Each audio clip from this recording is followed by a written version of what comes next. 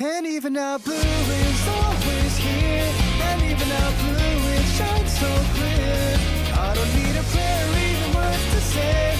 No matter what I do, I'll never reach your say. Colors of summer are still on my heart, and rolling like down from my cheeks is the sound of love to start.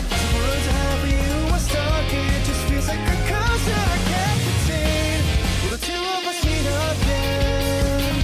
I wish I told you back then. My hands will feel what to let us talk about with this galaxy so fast about me.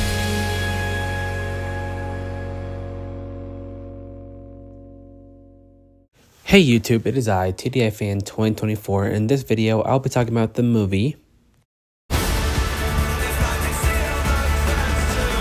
Yep, 2 days ago, I went to the theater and I saw If. This movie has honestly been one of my anticipated movies of the entire year.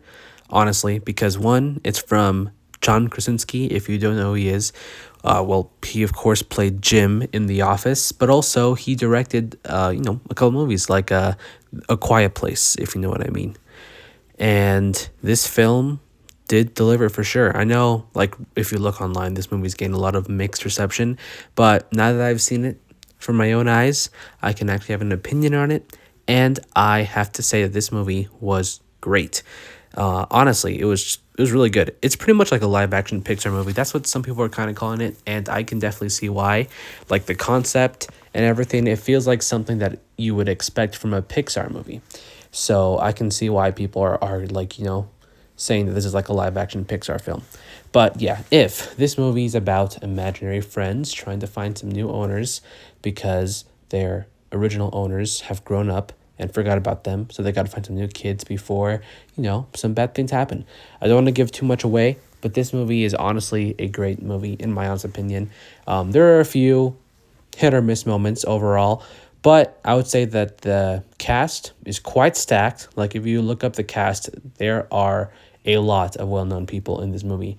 And I would say that each of them, even though most of them didn't have much to do in this movie, they honestly delivered with their lines. Like, they did a good job with this movie, like with the lines that they had, with the stuff that they got to do for this movie. And Ryan Reynolds pretty much is like the main star. Well, actually, I'd say that it's whoever plays the little girl in this movie. The little girl, like, right, Gru.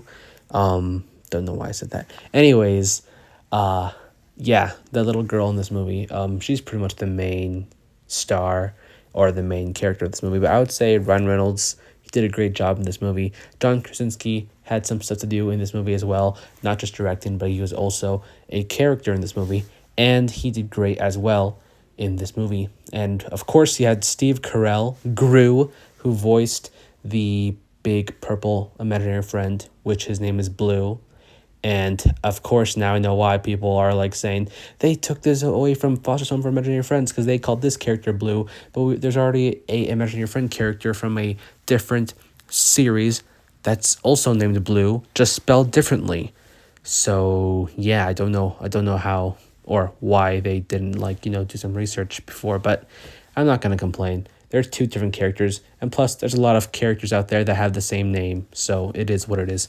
Anyways, I would say the story is great. The CGI for the imaginary friends is also pretty good for this movie. I'd say it's pretty solid. Not gonna lie, it wasn't bad at all. So it was good, great in my book. And the music is great. Like, they legit got Michael Giacchino, or however you pronounce his last name. But this man, he makes a lot of music specifically for Disney films. Of course, specifically Pixar films. He made music for Up, Ratatouille, WALL-E, and The Incredibles, and Inside Out, and other Pixar films. He does a lot of music specifically for Disney/Pixar. And of course, they got this guy to do the music for this movie. So that's another, similar thing to Pixar. But other than that, this movie is just great. Honestly, it's my second favorite film of the year when it comes to the new films I watched, like the films I released this year that I watched.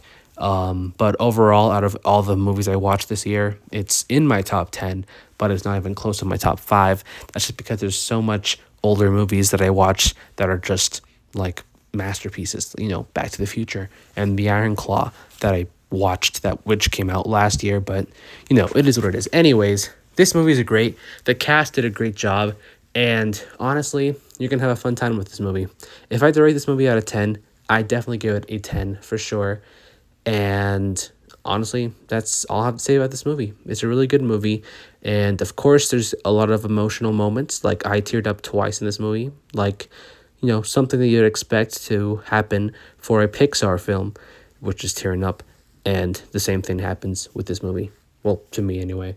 And my older sister. I went with my family, and my older sister even admitted that she cried in like a few of the sad scenes in this movie. So yeah, this movie is going to be a emotional roller coaster as well, but that's another part of what makes the movie awesome. So yeah, that's my review for If. For those of you who've seen If, what are your thoughts on the movie? Or if you haven't but are you planning to? Let me know in the comments. And yeah, with that said, thanks for watching this short mini movie review, and I'll see you guys in the next video. Peace.